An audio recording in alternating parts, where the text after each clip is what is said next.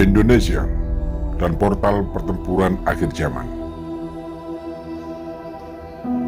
Saat perintah Yang Maha Kuasa datang dan tanur telah memancarkan air, maka terjadilah peristiwa besar itu.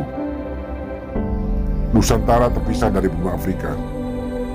Jawas engkau kira diam, padahal ia berjalan seperti berjalannya awan. Tanah yang diinjak Fir'aun didekatkan ke sana, dan kami dekatkan ke sana. Pembentukan Allah yang membereskan tiap sesuatu. Sesungguhnya Dia mengabarkan karakter yang kamu lakukan. Saat Eropa masih dalam abad ke-8, Amerika masih belum ditemukan, Jazirah Arab masih jahiliyah, nenek moyang kita sudah sangat berbudaya dan beradab, terutama kemajuan peradaban bahari. Mengapa kita tidak bangga terhadap budaya sendiri? Lalu penjajah melulu lantakkan sejarah dan peradaban Nusantara yang agung dan berpendaran dari selatan ke utara serta menyebar ke seluruh dunia. Maka jangan melupakan sejarah dan kembalilah kepada kitab sucimu, karena ia adalah bukti tiap sesuatu dan kebenarannya akan kamu ketahui pada suatu masa. Saat inilah menuju ke masa-masa itu,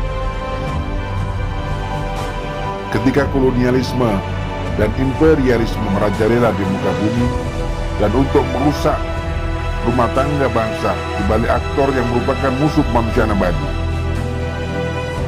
Indonesia tahun 1945 mendeklarasikan kemerdekaan, diikuti bangsa-bangsa lain hingga di Afrika.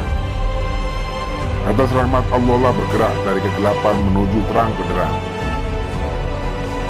Sampai di sini, mengertikah untuk apa dan apa tujuannya Indonesia merdeka? Ritme pertempuran nuklir kemudian kimia yang telah membumi hanguskan manusia pada Perang Dunia Pertama dan Kedua, kini portal itu dibuka dengan urutan terbalik.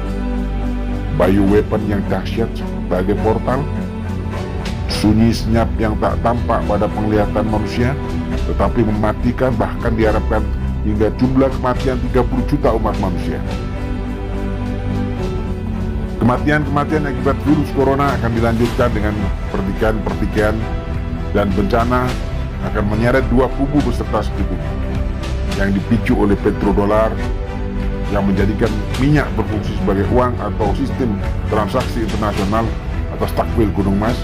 Di dalam hadis disebutkan, di mana hakikatnya adalah tipu daya dari penindasan dan riba. Di dalam Al-Quran, Allah akan membinasakan dan menghancurkan siapa saja yang pertama menghalalkan homoseksual, kedua menghalalkan riba, dan yang ketiga menindas dunia sebagai Fir'aun. Semua kekuatan dari ekonomi hingga politik digunakan untuk menindas negara lain. Akibat perbuatan itu mereka akan binasakan. Setelah itu baru ada penaklukan Konstantinopel dan turunnya Dajjal. Lantas, bagaimana dengan Indonesia? Tuhan akan mengangkat kebenaran sejarah di Nusantara dalam waktu yang singkat. Karena sejarah yang kelam dari rakyat Indonesia sampai dengan sekarang masih tidur, yang dipikir hanya mudik dan pulang kampung saja. Sementara dunia sudah mendekati kiamat. Hanya sebagian orang yang memikirkan masa depan bangsa dan rakyat ini. Pidato Presiden Republik Indonesia Soekarno pada tahun 1960 di PBB itulah awal dari perlawanan kaum tertindas terhadap raksasa dunia. To build new world, lawanlah dengan to build world. Silakan baca sendiri di buku saya, Konsep Geopolitik Maritim Indonesia Abad 21 bab 6. Adakah yang paham kenapa kita harus membangun negara maritim yang dikdaya? Adakah yang paham kenapa nenek moyang kita orangnya pelaut? Adakah yang paham hubungan Al-Aqsa dengan Borobudur?